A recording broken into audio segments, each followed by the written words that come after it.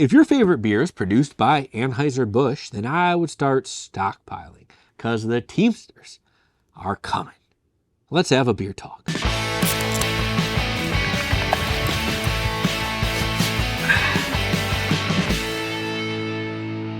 As of December 8th, 2023, Teamsters have opened up voting to authorize a strike at Anheuser Busch facilities across the U.S. Now, there are currently 5,000 employees that are Teamster Union that are employed by Anheuser Busch at 12 different breweries across the United States. And the deadline for the contract is February 29th, 2024, so just over 2 months. Now, contract talks have already stalled earlier in November. They have since resumed, but the union claimed that the Anheuser-Busch negotiation team were dragging their feet on some of the things that they were looking for. Now, this is a common tactic for corporations. They're trying to scare the employees that might not be ready for a strike into thinking, I better vote no on the authorization to strike. It's just one of the things that happens here. Now, the union said there are 3 main things that they are looking for in this contract.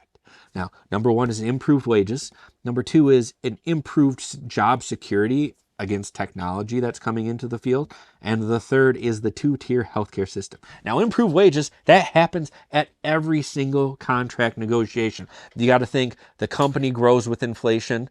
Their non-union employees, they get raises with inflation. Now, this is the time where the union employees, they get their raises to help battle inflation and to kind of keep them up in their status of the economy. Wherever they sit at the economy, it kind of keeps them going along with that. This also helps the union make more money. So if a union employee makes more money, their union dues also go up. So this is literally everybody that's involved with this company, the union, the company, the employees, it's them growing, making more money. Now, what's good for the non-union employees is once the union employees start making more money, they have to raise the non-union prices as well, because they don't want, say, a supervisor. You don't want a supervisor making less than what the person that they're supervising is making, right? That doesn't look good, and it's hard to keep supervisors around for that. The second issue is improved security for employees' jobs when technology comes in. So say technology comes in and takes away someone's job. Well, now the company is responsible to find employment for that employee within their building.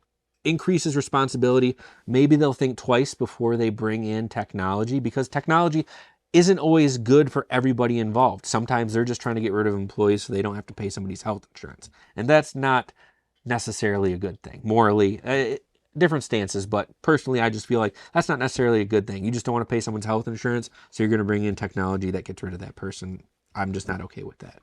Now, the third and final thing, which I have firsthand experience with, kind of, is the 2-tier healthcare system.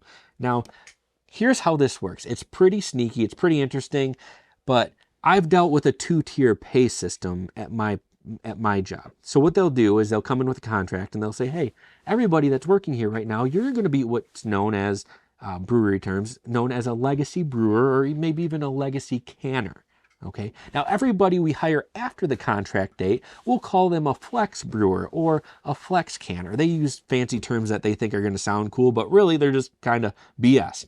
Now, the outcome of this is now you have these legacy people that are making, let's just say, $45 an hour, right? Now, all these flex people, they won't even be able to touch that. They'll be stuck at $35 an hour. So you'll have 2 people that are doing the same job, doing the exact same thing, but making 2 different wages. Now, this is a 2-tier healthcare system, so I can only imagine that people that have been there for a really long time have pretty decent healthcare, and the people that are new have either higher payment into the healthcare plan or just worse services, or maybe a combination of both. So the deadline's coming. We know it's coming. They're going to resume negotiations. It's the way it always works. And sometimes even the union and the company make an agreement if they're close to striking a deal, that they say, hey, we'll work past the date. And then once the employees vote on it, then we'll decide if we're striking. So like, say it's 10 days after the contract ends, they'll keep working. And if the employees vote yes on the contract, then the new contract comes in play. All the employees get back pay and everything's good. Now, if that day comes and they vote no on it, well, then the strike starts. And now when the strike starts, all these beers, you got Natural Light, you got Budweiser, you have Busch, you have Landshark, you have Stella. All these beers that are brewed in the United States, the amount that's there is going to slowly diminish. And beer is a perishable product. So it's not like they can make years and years and years and years worth it. It might take some time. But if the strike lasts long enough, you're going to see your favorite beer not on the shelf anymore. Now, what can you do to help the process? What can you do to help the hard-working employees of Anheuser Busch? Well, first you can take to social media. Say, hey, Anheuser Busch, pay up. We want our beer around. We want our people that are making our beer to be treated well, right? Because that's what we want, isn't it? The second thing you can do, if you live close, swing by. If they're on strike, drive by, honk your horn, wave, just show your support. If you want to do even more, pick up some snacks, pick up some bottled water, cases of pop, drop it off, shake their hand, say you appreciate what they're doing, not only for themselves, but what they're doing for the working class of America. And third and final, and this is a pretty big one. If you can do this one right off the bat, this would be great, but strike pay is not great. Those people that are on strike might only be making $150 a week, if that. Depends on their strike fund. So there will be strike funds available that you can donate to that are going to help these employees supplement that strike pay and kind of make life just a little bit easier for them. Now, I know this was a little bit bigger beer talk episode. There's a lot more going on, a lot more information. I am a union employee, so I don't know all the inner workings of Anheuser Busch because that's not the kind of job that I am in. I'm in a different sector of things, but I hope that helped clear some things, and I hope it helped you guys learn something new about this whole process. But that's going to do it for this episode of Halfassbeerreview, Beer Talk. Hope you enjoyed yourself. I hope you had a good time. I hope you learned something new.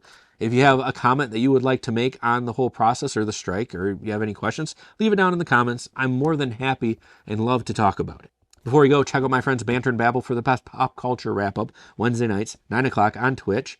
And my friend Drassen the Dungeon Master at 7 Dungeons for the best Dungeons and Dragons stream around Monday night, 7 o'clock on Twitch. You won't be disappointed. The links are down there. And always remember to keep your fridges full and stand strong.